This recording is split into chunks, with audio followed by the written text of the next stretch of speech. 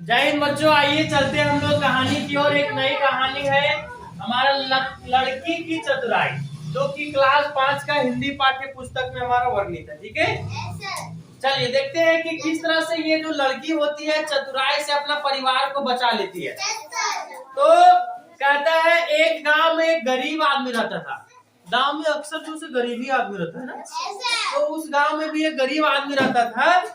एक दिन वह पास के गांव के एक धनी आदमी के पास गया, जो थोड़ा सा अमीर आदमी था। उसके पास जाता है और कहता है कि मुझे कुछ पैसों की जरूरत है। क्या है? पैसों की जरूरत। कृपा करके मुझे 1000 रुपया दे दीजिए। कितना रुपया मांग लेता है जी? 1000 रुपया। ठीक है, तू लोग मांगता है क्या कभी किसी से पैसा? जरूरत पड़ता है नहीं मांगता? अरे 2 पैसा 5 रुपया खाएंगे, कुरकुरे कल दे देंगे तुमको, बाद में देता ही नहीं है। चलो, तो 1 वर्ष के भीतर आपका कर्ज लौटा दूंगा। तो इसको 1000 रुपया कर्ज के तौर पर मांगा। किस तौर पर मांगा जी? और क्या बोला कि 1 वर्ष में मैं लौटा दूंगा। कितना दिन में लौटा दूंगा? हाँ, 1 साल में। धनी ने उस गरीब आदमी को 1000 रुपया दे दिया। लो 1000 रुपया तुम ले लो। 1 वर्ष बीत गया, गरीब ने धनी को उसके रुपये नहीं लौटाए। जा, जो बोला था कि 1 वर्ष में घुमा देंगे, लौटा देंगे तुमको, वो 1 साल बीत गया लेकिन लौटाया नहीं। काफी दिनों तक प्रतीक्षा करने के बाद धनी एक दिन उस आदमी के घर आ गया, कि जो जिससे पैसा लिया था ना धनी आदमी से, वो आ गया गरीब आदमी के घर पैसा मांगने के लिए कि हमको पैसा तुम दे दो। अब काफी दिन हो गया, हम बर्दाश्त कर लिए। बरसात का दिन था, रह रह कर बारिश हो रही थी। वहां उसे वह आदमी नहीं दिखा। घर में सिर्फ एक लड़की थी। कहीं कहीं काम करने चल जाता है ना, समझा? तो घर में तो नहीं था, वो घर में नहीं था, तो उसकी बेटी थी। ठीक है, धनी ने उसे रौबदार आवाज पूछा, कहाँ है तुम्हारे पिताजी? रौबदार आवाज समझता है?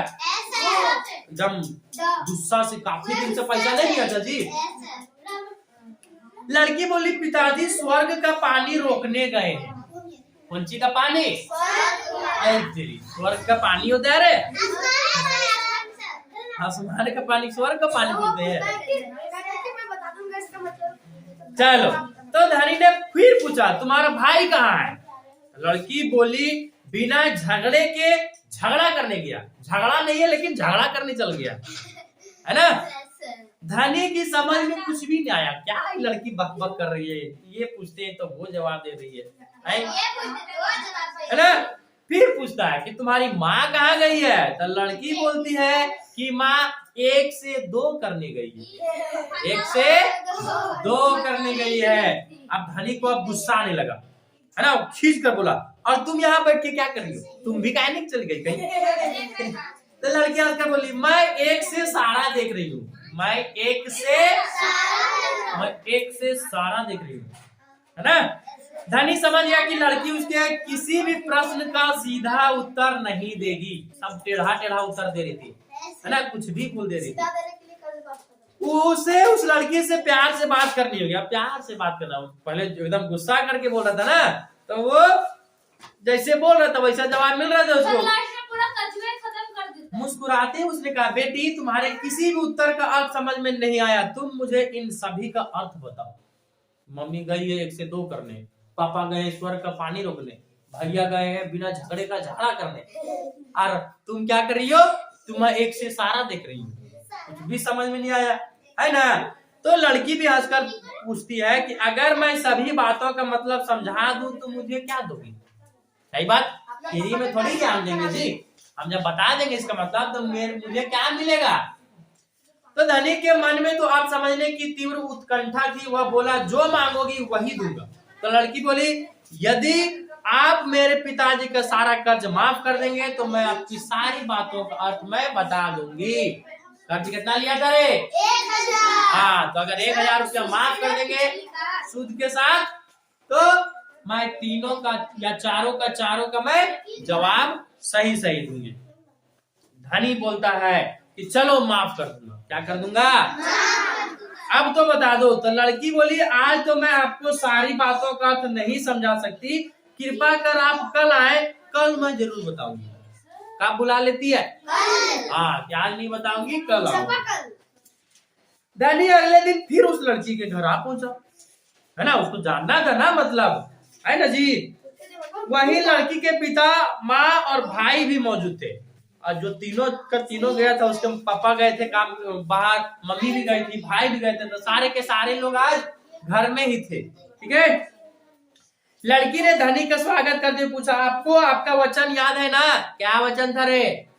कि कर्ज जो है सो माफ कर देंगे, है ना? तो याद है कि नहीं याद है? याद है। बोलता हाँ मुझे याद है, यदि तुम अपनी बातों के अर्थ मुझे बता दो तो मैं तुम्हारे पिताजी का सारा कर्ज माफ कर दूंगा। देखो कैसे चतुराई करती है लड़की, एकदम दिमाग लगाती है और सारा कर्ज माफ करवा लेती है। लड़की बोली सबसे पहले मैंने कहा था कि पिताजी स्वर्ग का पानी रोकने गए हैं। कहाँ रोकने गए? स्वर्ग का पानी रोकने गए। इसका मतलब है कि वर्षा हो रही थी, गुहाल की छत चू रही थी, पिता गुहाल जानवर उन्वर रखते हम लोग, है ना, उसी गुहाल करते, तो गुहाल का छत चू रही थी। पिताजी पानी रोकने के लिए छप्पर छाड़ रहे थे। छप्पर कपड़ा वपड़ा फूट गया होगा, है ना। वर्षा का पानी आसमान से गिरता है और हम लोग यही मानते कि आसमान में ही क्या है? स्वर्ग है। बस पहली बात का अर्थ यही है। दूसरी बात मैंने कही थी कि भैया बिना झगड़ा के झगड़ा करने गए। भैया कहाँ गए हैं? इसका मतलब यह था कि वे रेंगनी के पौधों को काटने गए थे। रेंगनी का पौधा देखा तुम लोग? नहीं देखा? ऐसा रहता है रे, उसका फल जो है ना ऐसे रहेगा, बहुत सारा कांटा रहेगा इसमें। देखा है? हाँ। चलो ठीक। तो रेंगनी का पौधा को काटने गए थे। अगर कोई रेंगनी के पौधा को काटेगा तो उसका कांटा शरीर में चुभेगा, है कि नहीं? इस तरह बिना झगड़ा किए ही झगड़ा होगा और शरीर पर खाऊंच आएगी। क्या आएगी? है ना। रेंगनी का कांटा बोलता है कि हमसे झगड़ा करो, और उसे तुम बिना झगड़ा के झगड़ा करने जाओ, झगड़ा तो होगा करेगा जी। अब धनी ने हुंकारी भर के लड़की की बातों से सहमति जताई। वह मन ही मन लड़की की प्रशंसा करने लगा। उसने उत्सुकता के साथ पूछा, और तीसरी और चौथी बात का मतलब बताओ बेटी, क्या है? तो लड़की बोलती है, तीसरी बात मैंने कही थी कि माँ 1 से 2 करने गई है। 1 से 2। इसका मतलब है कि माँ अरहर की दाल दलने गई। अरहर वाला लिखता है, राहर या लाहर वाला दाल। शुरुआत में ऐसे रहेगा, जब जाता में हम लोग उसको पीस देते हैं तब 2 टुकड़ा हो जाता है। तब पहले 1 था, उसके बाद 1 से 2 करने हुआ, है ना। एक बार हम लोग इसका उदाहरण ले सकते हैं, दतुवन करना, है ना। एक बार आता है, फाड़ देते हैं तो कैसे हो जाता है? 2 हो जाता है ना। ये भी हम लोग बोल सकते हैं। ठीक है। तो अरहर की दाल डालने गए। अगर साबुत अरहर को पीसा जाए तो 1 दाना का 2 भाग हो जाता है कि नहीं? यही था 1 से 2 करना। ठीक है। और रही चौथी बात, तो उस समय मैं भात पका रही थी। क्या कर रही थी? उसमें से 1 चावल निकाल कर देख लेती भात पका है या नहीं है। हम लोग सारा देख लेते हैं, एक को दबा के देखेंगे, अगर सीज गया तो पता चल जाता है कि पूरा का पूरा सीज गया, है कि नहीं? मतलब 1 से सारा को देख लिए हम लोग। समझ में आया? हाँ। तो मैं 1 चावल देखकर ही जान जाती थी कि चावल पूरा पका है या नहीं पका, इसलिए मैं 1 से ही सारा चावल देख रही थी। यह कहकर वह चुप हो गई। क्या हो गई? चुप हो गई। धनी लड़की की बुद्धिमानी से आश्चर्यचकित रह गए। उसने कहा, बेटी तुम सच में बहुत चतुर हो। क्या हो? चतुर मतलब बहुत ही दिमाग वाली, बुद्धिमान जिसको कहते हैं ना। पर एक बात समझ में नहीं आई, ये बातें तुम तो मुझे कल भी बता सकती थी, फिर तुमने मुझे आज क्यों बुलाया? सही बात, इतना सारा बात तो कल ही बता सकती थी ना। तो लड़की आते बोली, यह तो मैं बता चुकी हूँ कि कल जब आप आए थे तो मैं भात बना रही थी। उस वक्त अगर मैं आपको अपनी बातों का समझाने लगती तो भात क्या हो जाता? गीला हो जाता, या तो जल भी सकता था, है ना। तब माँ मुझे डांटती। फिर घर में कल कोई भी नहीं था। अगर मैं इनको बताती कि आपने कर्ज माफ कर दिया तो ये मेरी बात पर विश्वास ही नहीं करते। विश्वास करते क्या? तुम छोटी सी बच्ची, तुम क्या कर्ज माफ करवा देगी? बोलेगा अरे तुम माफ करवा दी 2 लाख का कर्जा, कोई मानेगा? मानेगा? आज देखेंगे सामने से सब ना मानेंगे जी। झूठो कर देगी तब। चलो आज आपके मुंह से ही लोगों ने यह सुन लिया कि आपने कर्ज माफ कर दिया है। इससे इनको विश्वास भी हो गया और खुशी भी हो गई, है ना।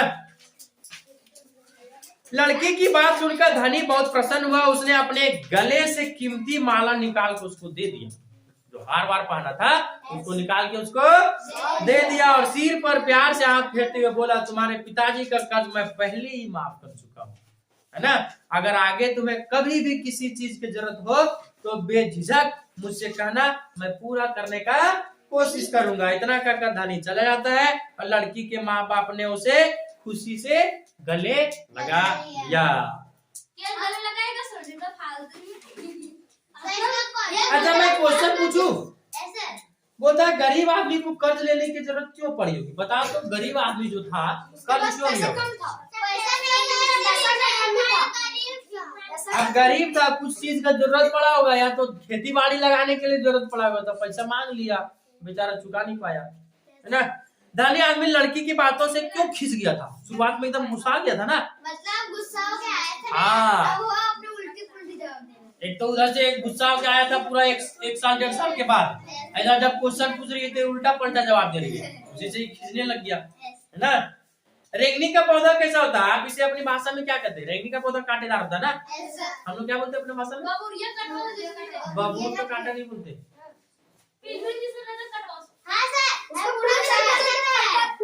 हाँ हाँ, रेंगनी वाला ही पौधा बोलते हैं, रेंगनी का पौधा ही बोलते हैं।